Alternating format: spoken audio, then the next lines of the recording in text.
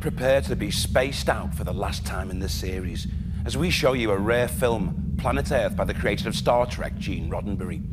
But first we take another stroll through the archives of popular science and can only wonder what the makers of tonight's gems were on when they invented this character, Professor Oakes.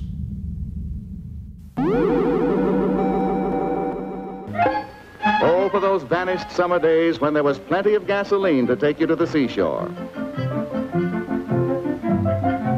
But see how the great Professor Oakes' latest invention solves your vacation problems and makes the sun to shine anywhere, anytime. And he shows how you too can lay the ocean's sandy floor right at your own bare feet.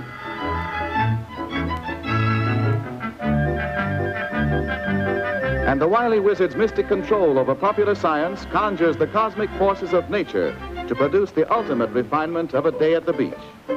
After the sizzling hot dog is cooked, it is seasoned with mustard and salted with sand, without which no picnic sandwich is complete.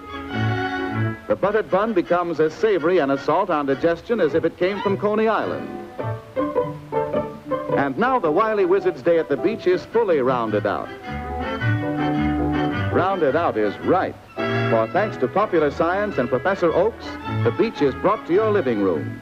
And its beauty beguiles the eye with the beckoning charm of symmetry and grace, and a sizzling hot dog right off the griddle. That wily wizard of Waukesha again comes to the aid of the ladies with gadgets like those to which our fair war workers are now becoming accustomed. To make them feel at home once more in their own peacetime kitchens, he invokes the technology of an apple pie, getting peelings instead of steel shavings from his lathe.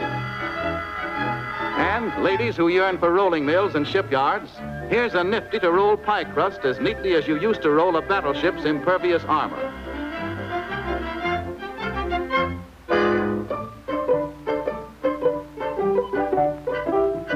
Still in the technique of mass production is the precision pie crust cutter, complete to the last detail of inlaid design. And there it is, ladies.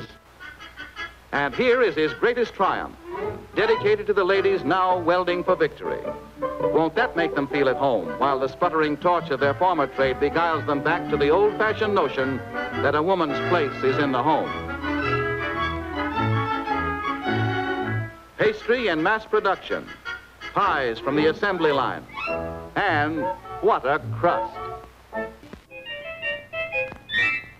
There is never a dull moment in the weird Wisconsin laboratory of that whimsical sage of science, Professor Oakes, known as the wily wizard of Waukesha. The eccentric inventive genius fairly sparkles with enthusiasm, while the creations of his fertile brain sparkle right back at him.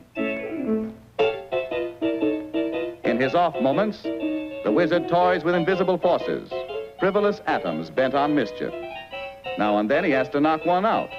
For if anything gets the wizard's goat, it is non-productive activity. With a practice wad of chewing gum, he demonstrates his latest idea for the conservation of power. Every minute of the day and night, someone is chewing gum. To date, the energy thus created has been a dead loss. The wizard's invention shows how the jaws of the nation should be harnessed to eliminate lost motion. He believes that man is a human dynamo, woman a potential powerhouse. Looking into the future, every cafe in the country will be air-conditioned with power generated by the jaws of hungry patrons. Woo-hoo!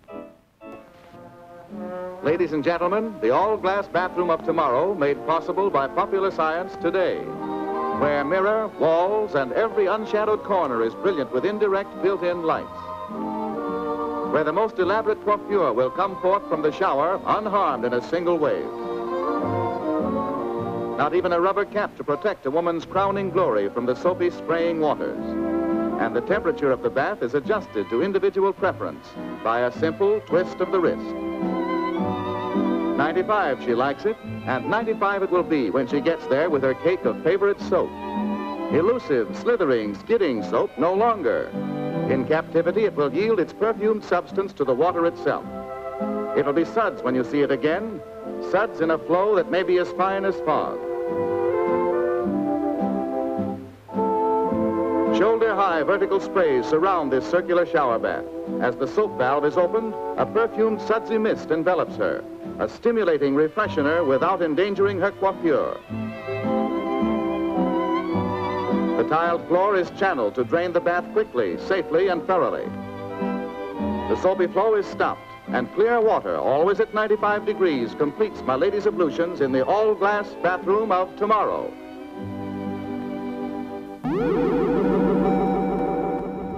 Set in the 23rd century after a devastating war has shattered civilization into separate tribes, Planet Earth tells the story of Dylan Hunt, 20th century astronaut, victim of suspended animation and fan of mental arithmetic. Born 1944, that makes me 189 years old. He lives in the peaceful city of Pax with a scientific bunch who explore the Earth by means of a supersonic underground shuttle. It is on one of these excursions that the leader of Pax is shot by the dreaded Kriegs. With no time to lose, Dylan Hunt sets off to find the only man who can save him, a man last seen in a strange land ruled by women called the Confederacy of Ruth. Women's lib gone mad. The boss lady is the formidable and bizarrely named Mog. I'd like to see the male who could dominate me. She's a sort of local drug pusher who distributes a potion designed to keep the men, otherwise known as dinks, docile and manageable. They're males.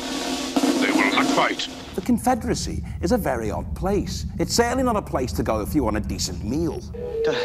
Don't eat the food. Or even a decent conversation. I'm looking for someone And if you want to find your way around, be prepared for strong negotiations. I want some directions. Meanwhile, the Kriegs are intrigued by the rumors they've heard. The women do something which make men fear their own shadow. They decide to investigate and mount a raiding mission into Ruth. Now, the Kriegs are a rough bunch. They have absolutely no respect for furniture. Get out of here! And even less respect for jaywalkers.